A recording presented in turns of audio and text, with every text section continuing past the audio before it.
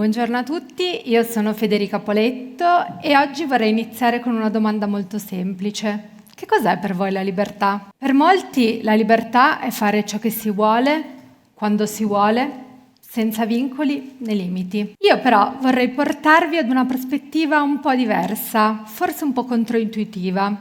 La libertà non è l'assenza di regole. La libertà è la possibilità di agire, di crescere e di esprimersi proprio grazie alle regole. Può sembrare un controsenso, mi rendo conto, però lasciate che vi racconti perché per me questo non è un pensiero astratto, ma è una parte di vita vissuta. Io sono nata in una famiglia con un cognome importante e molto conosciuto, soprattutto dove vivo. Un cognome che da fuori poteva sembrare che apriva tutte le porte, ma dall'interno per me è sempre stato un peso. Dietro ogni traguardo, dietro ogni successo, dietro ogni passo, ogni decisione, mi domandavo, ma lo merito davvero? Mi ascoltano per quello che sono o solo perché mi chiamo così? Per dimostrare quanto valevo, ho dovuto lavorare molto, non per gli altri, ma soprattutto per me stessa. Non volevo favoritismi, volevo essere libera. Libera di essere riconosciuta per quello che sono e non per quello che rappresentavo, né tantomeno per il mio cognome. Allora ho scelto di seguire le regole ovviamente che mi imponevo io, non le regole solo sociali. E ho studiato molto, ho cercato di ascoltare gli altri, ho aspettato il mio turno, anche quando avrei potuto forzare la mano. Ho scelto una strada molto lunga, perché sapevo che potevo costruire giorno dopo giorno, proprio grazie alle regole, e questo mi ha reso libera.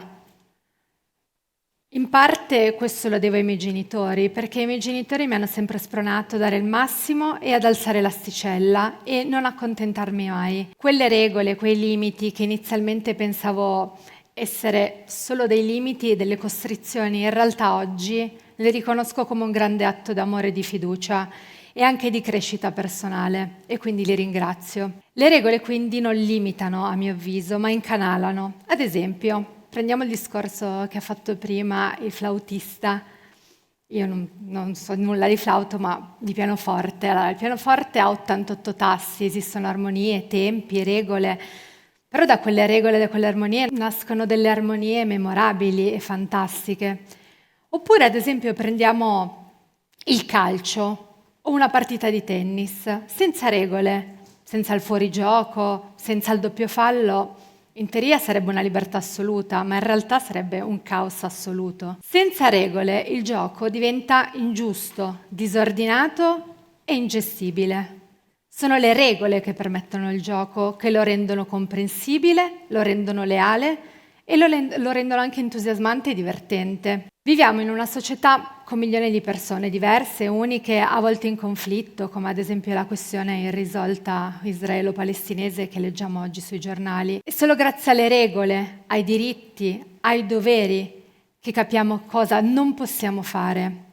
Le regole ci dicono anche non solo cosa non possiamo fare, ma anche cosa possiamo fare e cosa possiamo fare con sicurezza.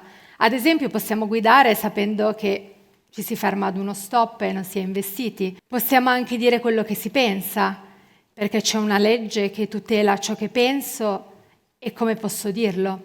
Le regole quindi sono un patto invisibile che crea fiducia ed aiuta la collettività.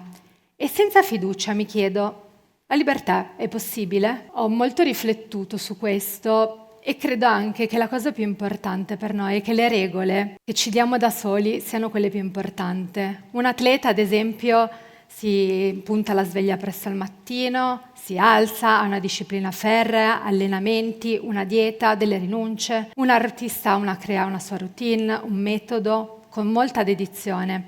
La vera libertà personale è quella che fa realizzare prima se stessi, nasce proprio da qui, dal rispetto delle regole, quelle che nessuno ti impone, non la società, non la Costituzione, non uno Stato, ma quelle che ci si impone dentro di sé.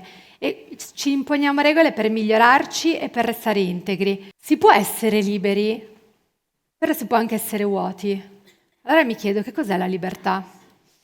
Quando le regole diventano gabbie, ovviamente è importante scegliere. Non è che tutte le regole che ci vengono date sono buone, alcune opprimono, alcune vengono utilizzate perché qualcuno mantenga il potere. Pensiamo alla storia, ci sono state regole che impedivano a certe persone di votare, oppure di amare chi si vuole, o di sedersi su un autobus. Martin Luther King, Rosa Parks o Gandhi non hanno disobbedito, ma non perché rifiutavano le regole in sé per sé, hanno disobbedito perché lottavano per sostituire regole ingiuste con regole più eque e giuste, perché in sé hanno capito una cosa importante: senza regole giuste in realtà non esiste la libertà.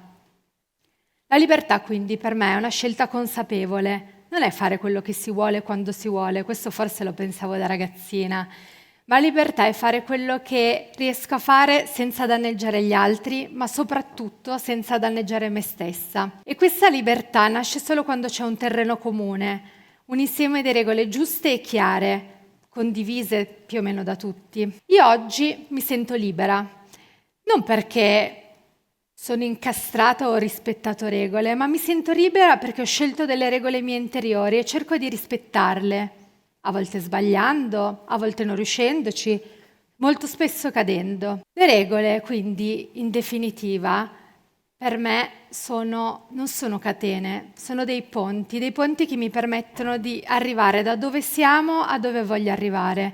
Quindi la disciplina, e questo è il focus del nostro TED, non ci allontana da chi siamo, ci porta esattamente lì. È questo che è importante. Ed essere liberi ed avere proprie regole ci aiuta ad arrivare dove vogliamo, quando vogliamo, senza che nessuno ci imponga di farlo.